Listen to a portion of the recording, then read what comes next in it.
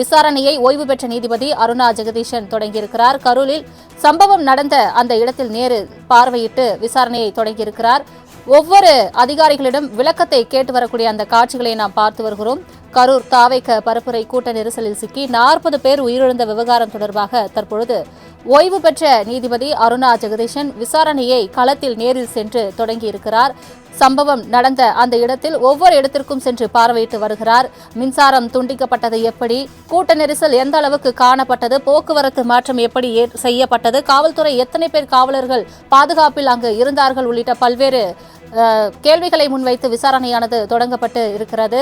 கரூர் தாவேக பரப்புரை கூட்ட நெரிசலில் சிக்கி 40 பேர் உயிரிழந்த விவகாரம் நாட்டையே உலுக்கிய நிலையில் தற்பொழுது ஒரு நபர் ஆணையத்தின் விசாரணை தொடங்கியிருக்கிறது. ஓய்வு பெற்ற நீதிபதி அருணா ஜெகதீஷன் தலைமையில் விசாரணையானது தொடங்கியுள்ளது. தற்பொழுது ஓய்வு பெற்ற நீதிபதி அருணா ஜெகதீஷன் கரூருக்கு நேரில் சென்று பார்வையிட்டு வரக்கூடிய அந்த காட்சிகளை நாம் பார்த்து வருகிறோம். சம்பவம் நடந்த இடத்தில் நேரில் பார்வையிட்டு அவர் ஆய்வு செய்து வருகிறார். அதிகாரிகளிடம் பல்வேறு விளக்கங்களை கேட்டு வருகிறார். அது தொடர்பான செய்தியை நாம் பார்த்து வருகிறோம். அங்குள்ள பொதுமக்களிடமும் என்ன நடந்தது என்பது தொடர்பாக அவர் விசாரணை நடத்தி வருகிறார். அது தொடர்பான நேரலை காட்சிகளை நாம் பார்த்து வருகிறோம். இது தொடர்பான மேலும் விவரங்களை தருவதற்காக செய்தியாளர் சுதன் இணைப்பில் இருக்கிறார். சுதன், வணக்கம். தற்பொழுது ஓய்வு பெற்ற நீதிபதி அருணா ஜெகதீஷன் தற்பொழுது விசாரணையை கரூரில் தொடங்கியிருக்கிறார். பொதுமக்களிடம், அதிகாரிகளிடம் என்ன நடந்தது, விபத்து எப்படி நடந்தது உள்ளிட்ட பல்வேறு கேள்விகளை முன்வைத்து விசாரணை தொடங்கப்பட்டிருப்பதாக அண்மை தகவல் வெளியாகியிருக்கிறது. அங்குள்ள கள நிலவரம் என்ன? வணக்கம். தமிழக வெற்றி கழக தலைவர் விஜய் நேற்றைய தினம் கரூரில் பரப்புரை மேற்கொண்டிருந்தார். இந்த பரப்புரையின் போது திடீரென எதிர்பாராத விதமாக நிகழ்ந்த கூட்ட நெரிசல் காரணமாக தற்போது வரை 40 பேர் உயிரிழந்திருக்கிறார்கள். மேலும் பலர் அரசு மற்றும் தனியார் மருத்துவமனைகளில் சிகிச்சை பெற்று வருகின்றனர். இதற்கிடையே இந்த சம்பவம் குறித்து விரிவான விசாரணை நடத்திய அறிக்கை தாக்கல் செய்ய முன்னாள் நீதிபதி அருணா ஜெகதீசன் தலைமையில் ஒரு நபர் ஆணையத்தை அமைத்து முதலமைச்சர் மு.க.ஸ்டாலின் உத்தரவிட்டிருந்தார். இந்த தொடர்ந்து முதலமைச்சர் மு.க.ஸ்டாலினும் கரூர் மாவட்டத்திற்கு நேரில் வருகை தந்து மருத்துவமனைகளில் சிகிச்சை பெற்று வரக்கூடிய நபர்களை நேரில் சந்தித்து ஆறுதல் தெரிவித்தார்.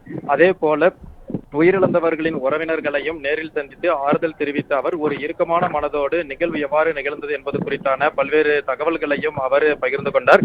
அதன் பிறகு இன்று காலை முதலே பல்வேறு அரசியல் கட்சி தலைவர்கள் கரூர் மாவட்டத்திற்கு வருகை தந்து இந்த சம்பவத்தில் பாதிக்கப்பட்ட மக்களை நேரில் சந்தித்து ஆறுதல்களை தெரிவித்த வண்ணம் இருக்கிறார்கள். இந்த நிலையில் முதல்வரால் அமைக்கப்பட்டிருக்கக்கூடிய இந்த ஒரு நபர் ஆணையத்தைச் சேர்ந்த முன்னாள் நீதிபதி அருணா ஜெகதீசன் தற்போது கரூர் மாவட்டத்திற்கு வருகை தந்து இந்த சம்பவம் நிகழ்ந்த இடத்தில், அதாவது பரப்புரை நடைபெற்ற பகுதியில் என்ன நிகழ்ந்தது என்பது குறித்து அங்கு இருக்கக்கூடிய பொதுமக்களிடம் அவர் விசாரணையை நடத்தினார். அதே போல இந்த சம்பவத்தில் பாதிக்கப்பட்ட நபர்களையும் அவர் நேரில் சந்தித்து விஜய் பரப்புரையின் போது என்ன நிகழ்ந்தது போன்ற விவரங்களை அவர் விரிவாக தற்போது இருக்கிறார். அதன் பிறகு கரூர் அரசு மருத்துவமனைக்கும் அவர் வருகை தந்து மருத்துவமனையில் சிகிச்சை பெற்று வரக்கூடிய நபர்களுடைய விவரம், அவர்களுக்கு என்ன மாதிரியான சிகிச்சை முறைகள் வழங்கப்பட்டு வருகிறது, அதே போல அவர்களுக்கு என்ன நிகழ்ந்தது என்பது குறித்தான மருத்துவர்கள் தரக்கூடிய அந்த தகவல்களையும் அவர் சேகரிக்க இருக்கிறார். தற்போது அவர் சேகரிக்கக்கூடிய அனைத்து தகவல்களையும் விரைவில் அறிக்கையாக தயார் செய்து அந்த அறிக்கையை தமிழக அரசிடம் சமர்ப்பிக்க இருக்கிறார். அவர் வழங்கக்கூடிய அறிக்கையில் பொறுத்தே இந்த சம்பவத்தில் உரிய நடவடிக்கை மேற்கொள்ளப்படும் என தமிழக அரசு சார்பில் ஏற்கனவே தெரிவிக்கப்பட்டிருந்தது.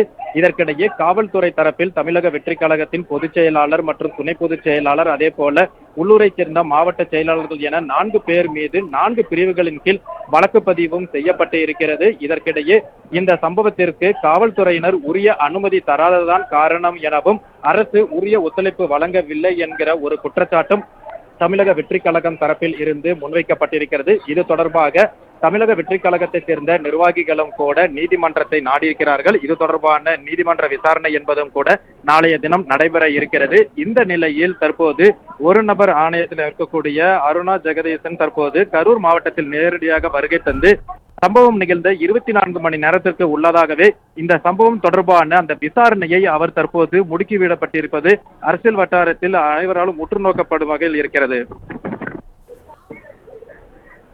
தங்களின் முழு விவரங்களுக்கு நன்றி சுதன்.